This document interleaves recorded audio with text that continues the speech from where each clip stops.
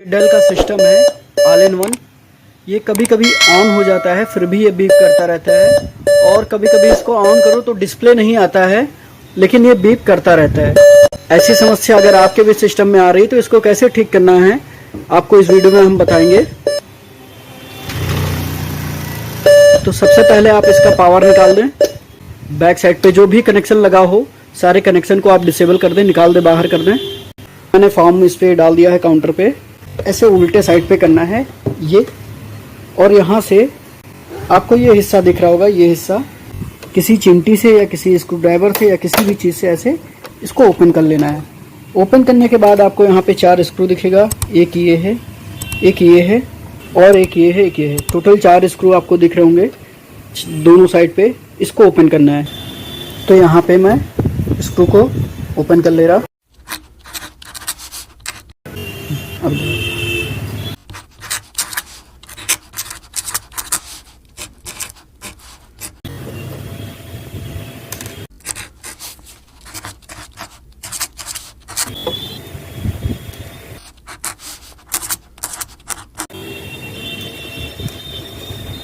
तो ये चारों स्क्रू ओपन हो चुके हैं। अब इस हिस्से को आपको बाहर निकालना है। ये कभी कभी ये मॉडल सबका अलग अलग होता है लेकिन खोलने का तरीका सेम होता है। स्टैंड का मॉडल अलग होता है, खोलने का तरीका सेम होता है। अब आपको क्या करना है, सिंपल सा आपको इस जगह पे, यहाँ पे इस जगह पे ऐसे हाथ करना है और ऊपर की तरफ उठा देना है। ये देखिए सिर्फ एक हाथ से ओपन हो रहा है।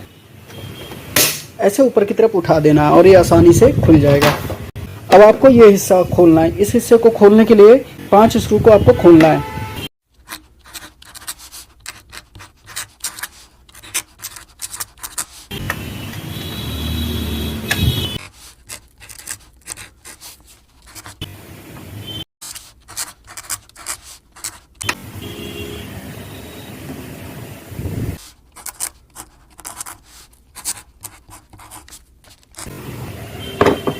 ये सारे स्क्रू खुल चुके हैं 5।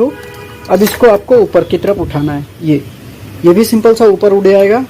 और इस जगह पे अगर आपके सिस्टम में 5 बीप आ रहा है तो आपको ये चेंज करना है, और अगर 3 बीप आ रहा है और डिस्प्ले नहीं आ रहा है तो आपको रैम निकाल के साफ करना है। ये मैं इसको चेंज करने वाला हूँ। तो इसको सब चेंज करने के लिए सबसे पहले इस हिस्से को निकालना है। ऐसे दबाना और ये बाहर की तरफ आ गया, और इसको आसानी से बाहर निकाल दें।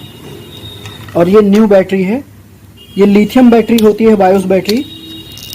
इसी के खराबी के कारण ये बैटरी जब डाउन हो जाती है तभी इसमें 5 बीप साउंड होने लगता है, जिस कारण कभी कभी डिस्प्ले नहीं आता है, और कभी कभी आ भी जाता है तो भी बीप साउंड करता रहता है। ऐसा चाहे लैपटॉप हो या ऑल इन वन हो या CPU हो, अगर 5 बीप आ रहा है तो आप इसको चेंज करेंगे, ठीक हो जाएगा। मैंने न्यू बैटरी लगा दी है और ये जो पुरानी बैटरी थी मैंने इसको हटा दी है।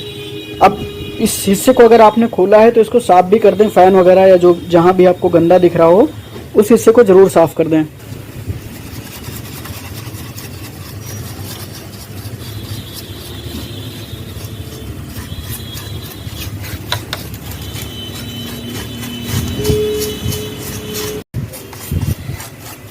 और अब ये साफ हो जाने के बाद हम इसका ये वाला पैनल लगाएंगे।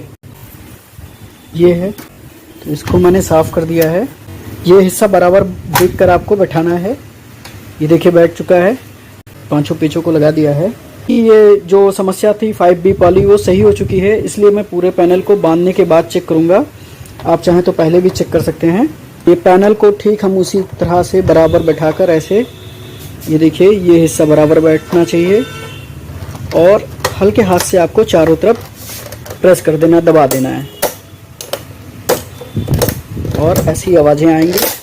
ये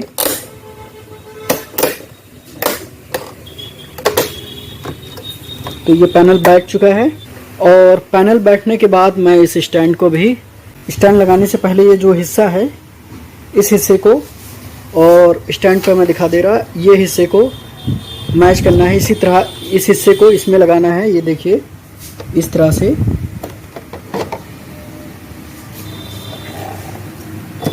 ये, और लगाने के बाद आपको चारों पेच लगा देने हैं। जो चारों पेच आपने खोले थे उन चारों पेच को लगा दें। ये चारों पेज भी हमने लगा दिया है। जो 4 पेच लगे हुए निकले हुए थे वो चारों लगा दिया है। अब हम इस हिस्से को यहाँ पे इस तरह से बैठा देंगे।